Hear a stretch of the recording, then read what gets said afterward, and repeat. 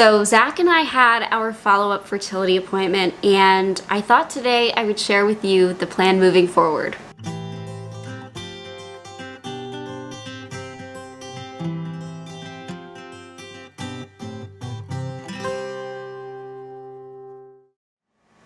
Hey guys, it's Maggie and I am back today. It's actually been a couple of weeks since I filmed. The last video that you saw on Monday was filmed a couple weeks ago, so hi, how are you?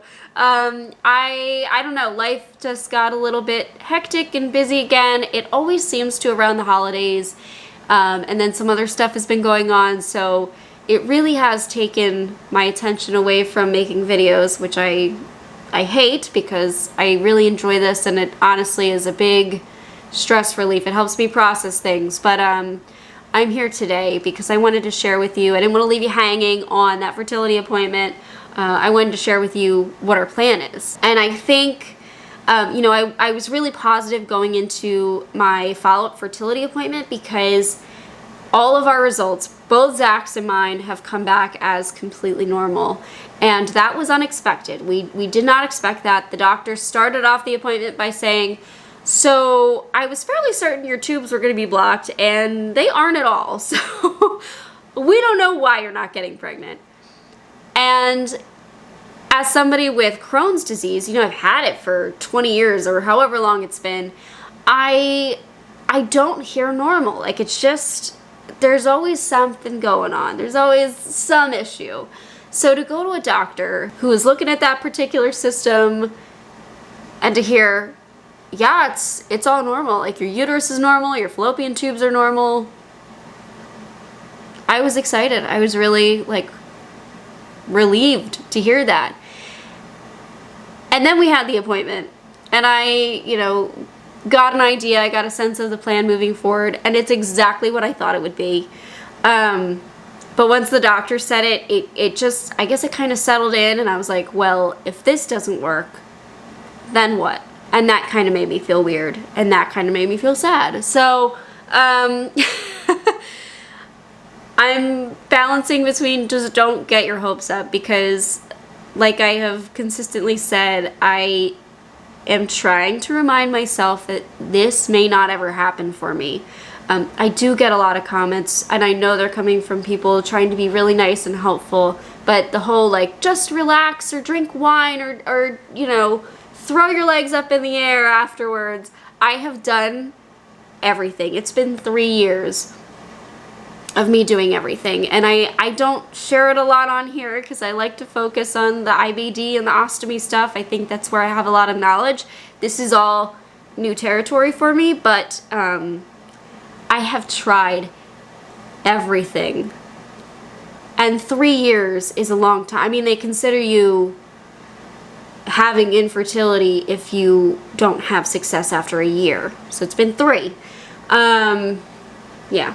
So anyways, the plan moving forward. As I fully expected the doctor to say, he would like to do an IUI, that is intrauterine insemination. The way he explained it is that a regular couple that does not have any issues with infertility has a 20% chance of getting pregnant each cycle that they try. And for somebody like Zach and I, who have been trying for as long as we have, the chance of us getting pregnant each cycle is 1%. I guess that's an average. Obviously, it might fluctuate a bit, but that's what research has shown. I don't know. This is what the doctor is telling me.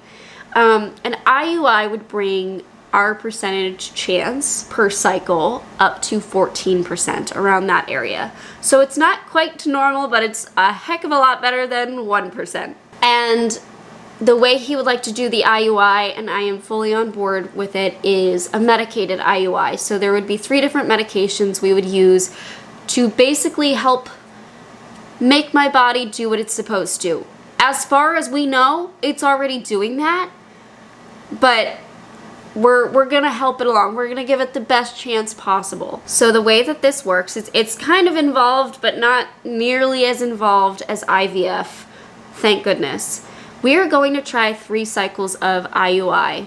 It's first going to require me to get an ultrasound, a baseline ultrasound, around 3 days into my cycle, just to see what what follicles are doing, what the ovaries are doing. And then I will start a medication called Clomid. I think there are 2 different medications that are commonly used. There's Clomid and there's letrozole. I don't know why they're choosing one over the other, but Clomid is what they're putting me on. I think my sister-in-law actually was put on Clomid, so I'm gonna reach out to her. That's how she got pregnant the first time. So I'm gonna reach out to her to see her experience with it, but I'm familiar with the drugs because I've been online, you know. Same what you're doing. You're watching somebody's story. I watch other people's stories about this. I'd be put on 5 days of Clomid. This helps get my follicles ready and growing and whatnot. It helps prepare them for ovulation. Then I would get more ultrasounds to see what they're doing, just to monitor that. And when they think they see a follicle or 2 that are ready to go, like ready to ovulate, they will have me do a trigger shot. And this is called Ovidrel, I believe. It's an injection. It is, you know, I have never done an injection on myself. And I know you're probably thinking like, Maggie, you're on Humira. That's a pen. And that takes all of the scariness away from injections for me because I am not in control of the needle. Ovidrel, it is me inserting the needle and pushing. That scares me a little bit. I'm sure I'll be fine with it. I have given hundreds of injections, so like, I should be good. I have just never done it on myself. Anyway, so yes, the night before the planned IUI, we would do the trigger shot. There is a chance that the IUI could be canceled because either I didn't grow any follicles or I grew too many. And my doctor made it very clear that he does not want me to have twins, and that is a chance for this. There is a chance to ovulate more than 1 egg, I guess, and yeah, I don't want that either. I am not just even my surgery history, I'm very small framed, so yeah. Anyways, yeah, so I do that ovulation trigger and get the IUI. That means that they will take a sample from Zach, they'll clean up his sperm, I guess they'll kick out any funky ones that don't look like they're gonna make it or are dead, and they'll just get it down to the healthy sperm. Then they'll use the speculum, open up my cervix, use a catheter, and basically inject my uterus with the healthy sperm sample. And this is the main reason that I am on board for this, because if anything now, like, I'm trying to think of what could be wrong with me that would cause an issue. And I've mentioned it before, but I have this outpouching in my vagina because I no longer have the rectum supporting it. And fluid does collect there. So I'm on my period right now. It's a little scary. I don't have a normal period. Blood does not just flow out freely. It clots in me and comes out all at once. And then I will not bleed for hours. And then it'll do it again. So I know that there's something going on there just in this pocket. It's probably collecting there, clotting, and then, yeah. Sorry if it's too much information, but it, you know, maybe Zach's little friends are not making it where they should be. I don't know. I am grasping at any explanation for this. So the IUI takes care of that because we're going past. We're going straight in the cervix. There is a lot less travel for the sperm. After the IUI is complete, they would have me start progesterone. And this is, I guess, to help support the uterine lining, make sure that it doesn't shed prematurely, which I am on board for that too. I have a little bit of a worry too, and I mentioned this to the doctor on the call. I ovulated kind of late in my cycle. It was cycle day 19. And he predicted correctly that he said, you know, your period's probably going to be late this time. I don't know why this happened. My cycles are very regular, but I think the only time that I've ever had late cycles, like a few days pushed like this, is when I've gotten COVID. And as far as I know, I have not gotten it. I was trying to look back with Zach, like, did I have symptoms of it? I don't know. I had it back in the summer, and my period was pushed a few days. And that happened again. So I have no idea if I got it and just didn't have any symptoms and had no clue.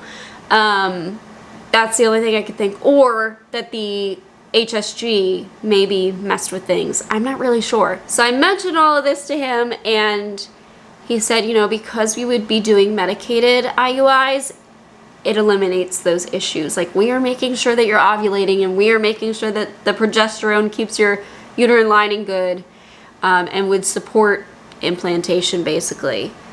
So yes, that is the plan. Like I said earlier, this does require a bit of monitoring. It requires me going to get ultrasounds and stuff. And because of that, and because of life being crazy, it's the holidays. I have a conference next month where I will not, you know, I'll be flying across the country. I don't want to be doing any of this when I have a lot going on. It's going to be stressful for me. I'm going to worry that, you know, am I doing too much activity and while I'm potentially trying to get pregnant? So Zach and I talked about it, and we are going to wait a few months. I did let the fertility clinic know, but in the meantime, we are trying to get the medications locked down, you know, get them ordered. So they did put the prescription through for the Ovidrel to my specialty pharmacy. I keep looking on my account. You know that I've had issues with my specialty pharmacy before. They are just, I don't know what's going on. It looks like a second account was made for me, except in the new second account, the drug is still not appearing, and no one's called me yet. So I have a few months to worry about this and to get the medication. I'm waiting just to see if it is slow, and it's going to take a little bit for the drug to appear.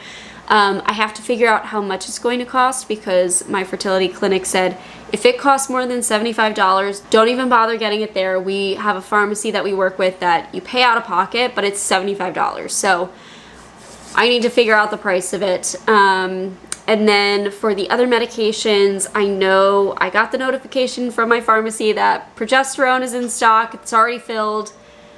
And then the, what was it? The Clomid. They're getting that in stock for me. So yeah, that is, that's where we're at. That's what we're doing. And I guess the reason I felt a little funny after that call, it was like, fantastic, I've got a plan.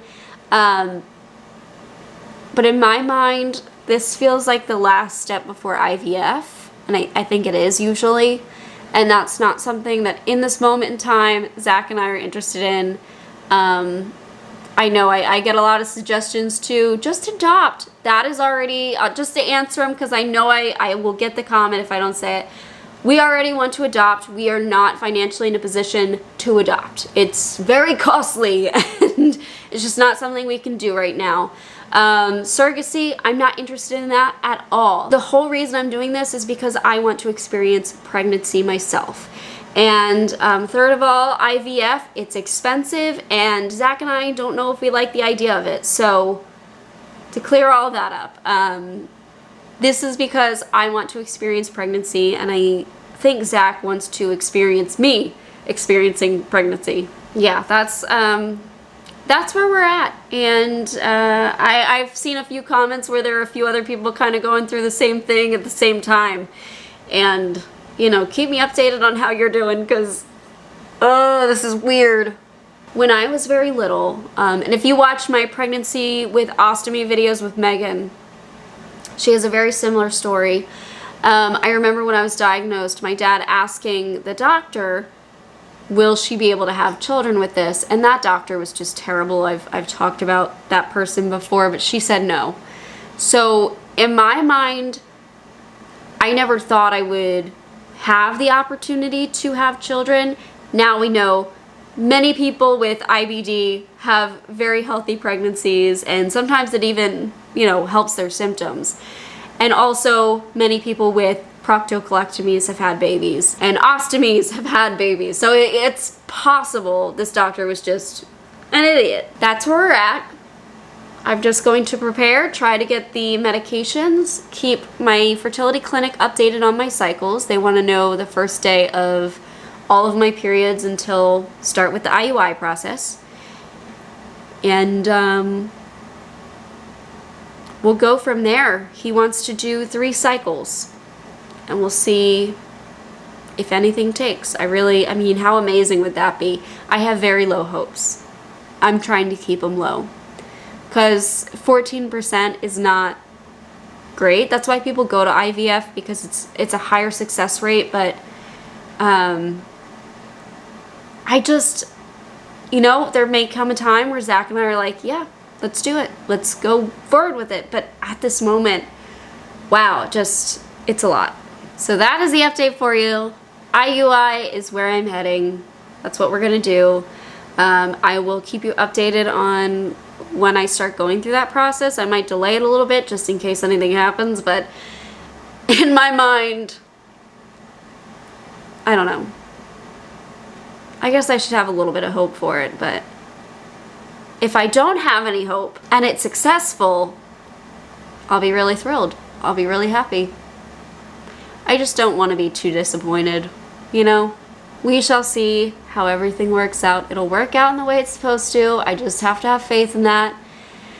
Until then, just gonna take it easy and enjoy the holidays, enjoy my trip next month, because I'm going out to Vegas for the Crohn's Colitis Congress. I'm gonna go out with CCF and Aaron Blocker, if you follow him on YouTube. He's on here as well and on Instagram. The two of us are the IBD insiders, so we are going to report on all of the different seminars, and if you have a GI doctor, please recommend that they come to this conference. It is going to be great. I'm so excited to be able to report on it, and Aaron and I are planning kind of what we want to do. So I'll keep you guys updated on that. But yeah, we'll have a fun couple of months, and then in the quiet of winter, we'll start IUIs. Thank you so much for watching, guys. I hope that you are feeling great, and I will see you very soon. Bye, guys.